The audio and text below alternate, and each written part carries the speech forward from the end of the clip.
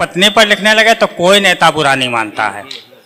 और sir BJP के नेता तो खास करके बुरा नहीं मानते हैं, क्योंकि उनके पत्नियां ही नहीं होती हैं, है ना।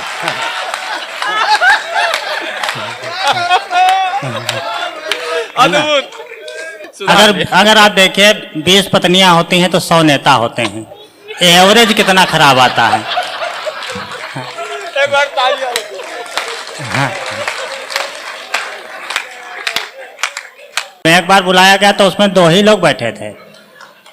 उनको हमने कहा धन्यवाद दिया कि चलो 2 लोग तो सुनने वाले हैं। हमने उनको धन्यवाद दिया। उनमें से एक कहने लगा जल्दी सुनाओ, मैं लाइट वाला हूँ या टेंट वाला है।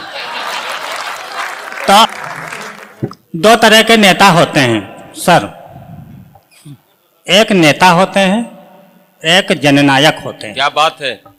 नेता वो होते हैं जो कवि सम्मेलन के बीच में चले जाते हैं, और जननायक वो होते हैं जो अंत तक बैठे रहते हैं, अंत के कवि तक बैठे रहते हैं, सुनते हैं।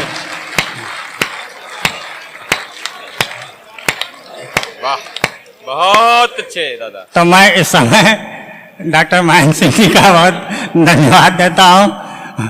और हालांकि ऐसे कोई मजबूरी नहीं है, लेकिन मजबूरी है क्योंकि लोग देखने वाले हैं और 24 में चुनाव है। हाँ हाँ, बहुत अच्छे। तो इसलिए देखिए, हम तो नेताओं से इतना ताल्लुक रखते हैं कि हमको पता होता कि कब उनसे कुछ काम कहो, कब उनको फांसो, कब काम करा लो। अच्छा, ये ट्रिक जब आ जाएगी तो आप असली पब्लिक हो जाएंगे क्योंकि नेता तो असली होते हैं। अच्छा सर, मैंने नेताओं पर बहुत लिखा, खूब लिखा, आप सब लोग जानते हैं, और खूब सुनाया, पर देखा कोई फर्क नहीं पड़ता है। वो सुनते सुनते आदी हो गए, सुनाते सुनाते आदी हो गए। तो मैंने नेताओं पर लिखना सिंह साहब बंद कर दिया।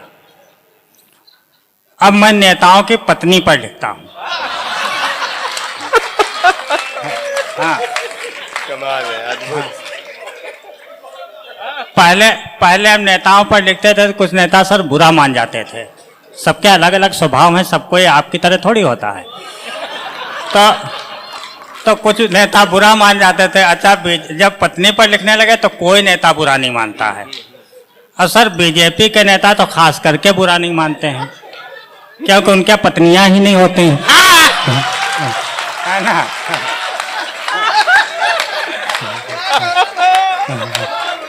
अद्भुत। नहीं, जो कह रहा हूँ सर, अगर सहमत हो तो आप मुस्कुराते रहिए। हाँ, बहुत कम होती हैं। हाँ, अगर आप देखिए 20 पत्नियां होती हैं तो 100 नेता होते हैं। एवरेज कितना खराब आता है। एक बार हाँ।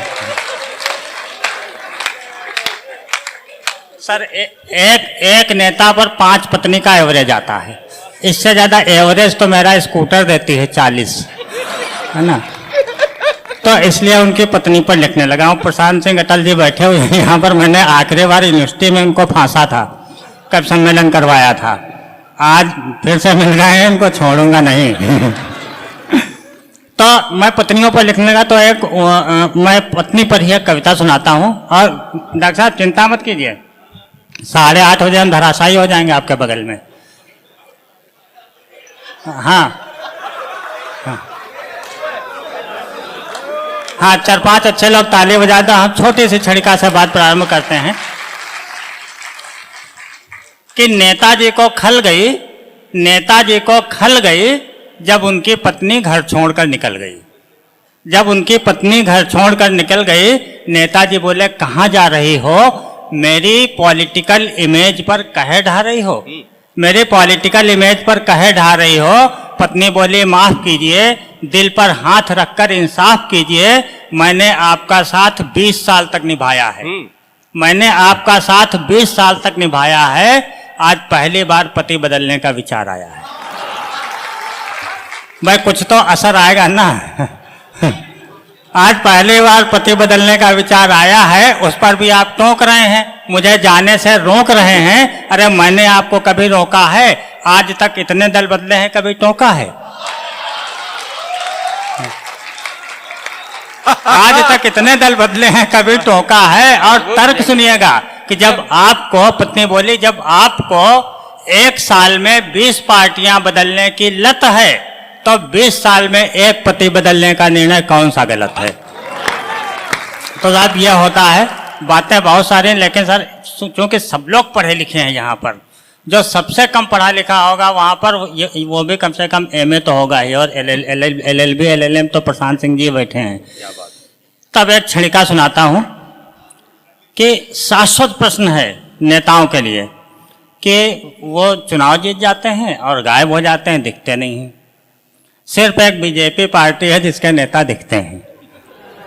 जब महेंद्र जी बैठे होते हैं मैं कहता जरूर हूँ, क्योंकि चाणक्य ने कहा था कि हमेशा निकलने के लिए एक जो है दरवाजा बंद हो तो एक खिड़की खोले रखना चाहिए।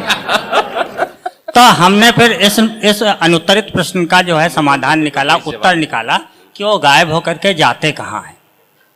4-5 लोग तालियां बजा दो। हमने एक नेता जी से पूछा, महोदय हम एक बात समझ नहीं पाते हैं कि आप चुनाव जीतने के बाद 5 साल के लिए जनता से कट क्यों जाते हैं? आप चुनाव जीतने के बाद 5 साल के लिए जनता से कट क्यों जाते हैं? नेताजी बोले, कमाल है, कितना आसान सवाल है कि जब कोई व्यक्ति जनता से कटकर जनता के लिए, जनता के द्वारा, जनता का, डेमोक्रेसी की यही परिभाषा, democracy of the people, for the people, by the people. Sir आज भी यही परिभाषा है, लेकिन इसमें प्रीपोजिशंस की स्पेलिंग बदल गई है। डेमोक्रेसी ऑफ द पीपल में ऑफ की स्पेलिंग बदल करके OF से OFF हो गई। और डेमोक्रेसी फॉर द पीपल में फॉर की स्पेलिंग बदल गई, FOR से FAR हो गई।